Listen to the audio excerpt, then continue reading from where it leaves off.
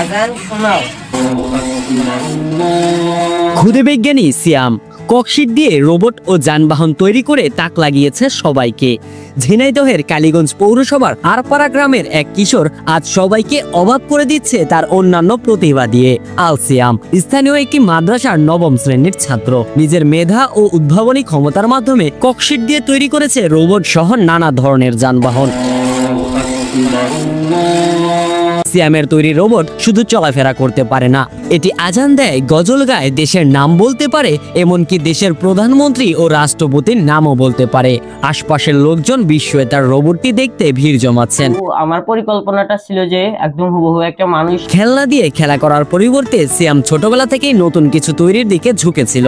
এখন পর্যন্ত সে ককশিট দিয়ে তৈরি করেছে 30টিরও বেশি যানবাহন, যার মধ্যে রয়েছে smart bus, truck, tractor, CNG, autorickshaw, plane, জাহাজ এবং হেলিকপ্টার।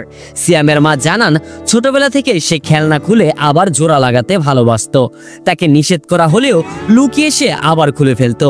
তবে যখন দেখলাম সঠিকভাবে লাগিয়েছে, আগের মতোই কাজ করছে, তারপর থেকে আর কিছু বলেনি। তবে তিনি আরো জানান, অর্থের অভাবে সিয়ামের সৃষ্টিগুলো আরো উন্নত পর্যায়ে নিয়ে যেতে পারছে না। তবে এই বিষয়ে সিয়াম বলেন, আমি চাই এমন একটি রোবট বানাতে যা পুরোপুরি মানুষের মতো হাঁটবে, কথা বলবে এবং ঘরের বিভিন্ন কাজ করবে। কিন্তু আর্থিক সমস্যার কারণে এখনো তা সম্ভব হচ্ছে না। আমার স্বপ্ন, আমি বড় হয়ে বিজ্ঞানী হব।